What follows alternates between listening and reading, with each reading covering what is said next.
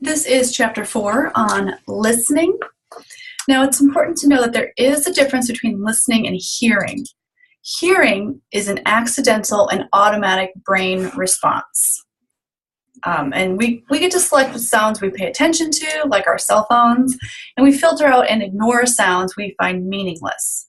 So hearing is automatic brain response, purely physical. Listening, on the other hand, is purposeful and focused attention. It involves motivation and effort because work is involved in giving concentrated attention.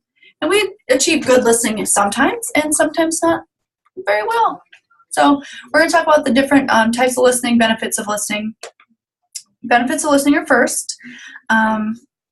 One benefit is you can be a better student. If you listen and pay attention, you can learn new terms and concepts, understand more complex meanings, detect cues about what's important, and you'll know what to expect in your coursework. Secondly, you can be a better friend because people are more likely to see you as someone who cares about them, and you allow others to share things that are important to them.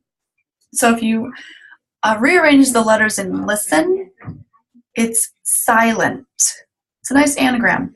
And so to be a good listener, you need to be silent. The third benefit, you're perceived as intelligent and perceptive. You reveal yourself as a curious person, and you show your ability to understand meanings. Listening basically makes you more knowledgeable and thoughtful as a person. And the fourth benefit is you can be a better public speaker. You discover different effective stylistic components. You notice the different ways effective arguments are constructed, that sort of thing. So there are a lot of good benefits to listening. And people listen for a variety of different reasons. There's basically because there's a greater potential for misunderstanding, especially as our world becomes more globalized. We have people of varied ethnic and religious backgrounds, different life experiences, and so we need to listen to reduce the amount of misunderstanding that occurs. We do have 4 different listening styles. First is people-oriented.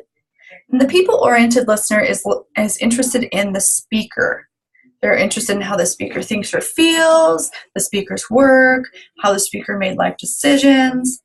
They're less interested in the message than in the speaker. They just really care about that person. The second listening style is action-oriented. And this listener wants to know what action is expected. Little patience for listening for the reasons. They tend to be impatient with details. They're just very task-oriented. The fourth type is content-oriented. This listener is interested in the message itself. So in a typical classroom, there are a lot of content-oriented listeners because you want to get that information for the test or for the assignment or whatever it is. These listeners are interested in learning. You do need to represent the truth in the fullest way you can because we have all of these content-oriented listeners. Then finally, the time-oriented listener wants a message that gets right to the point. They dislike slow delivery or lengthy descriptions.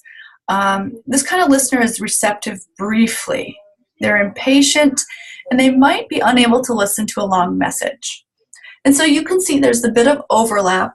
And in different situations, you might be different. So with my friends, I might be more people-oriented, but when I'm listening at work, I'm action-oriented and time-oriented. Like, tell me what I need to know and let's go. I've got 2 minutes. We have a few reasons why the listening is so difficult. We have some specific factors, and some of these factors are beyond our control, while others are manageable. The first reason why listening is difficult is due to noise. And noise is anything that interferes with your ability to attend to and understand a message. We have physical noise. This is actual noise or actual sound that interferes with our ability to hear. So construction trucks, loud music, shouting, barking dogs, the air vents in the classrooms, people coughing. And so that's the physical noise.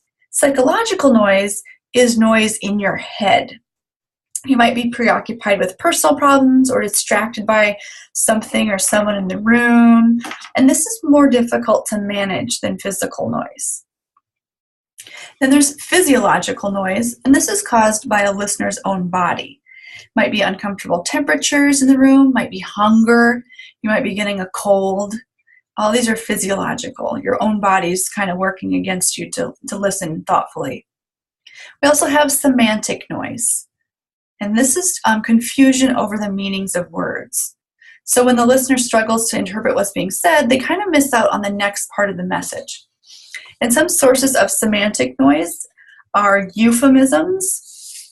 And so this is using indirect or diplomatic language, technical jargon, mispronunciations, misused words, unusual word choices, foreign words and phrases, convoluted or kind of messy messages, or when the word choices are just not manageable by the listener. Those are all examples of semantic noise. Another reason why listening is difficult is because of our attention span, and this is the length of time a listener can focus on a message. And it's limited in even the most focused listeners. You can only listen for so long before your brain gets a little bit tired.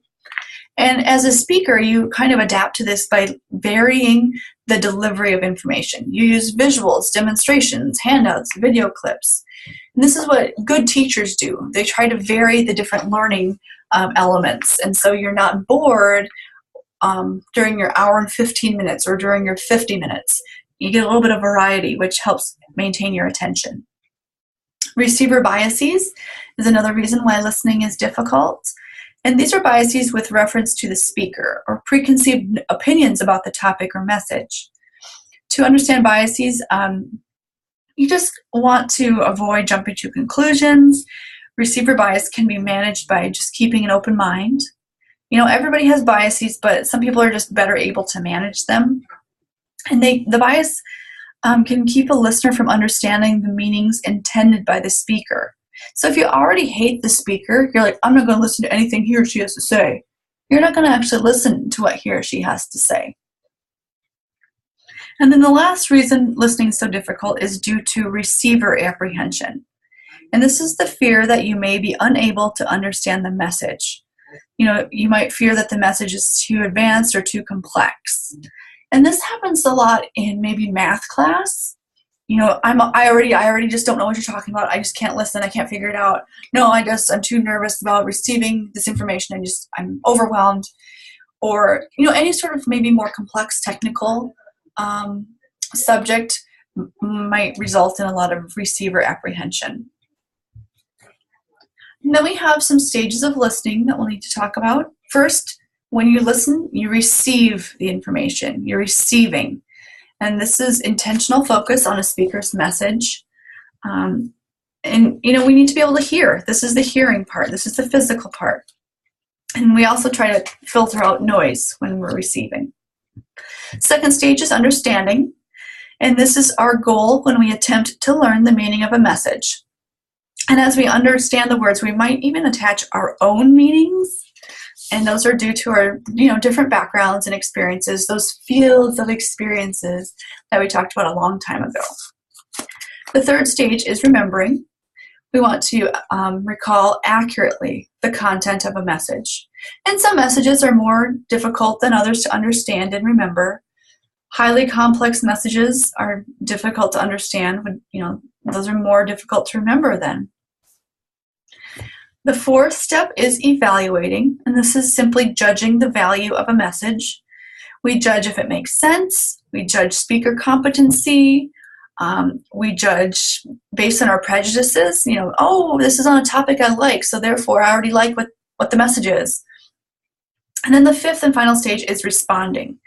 And this is the verbal and nonverbal feedback given by listeners during and after the presentation.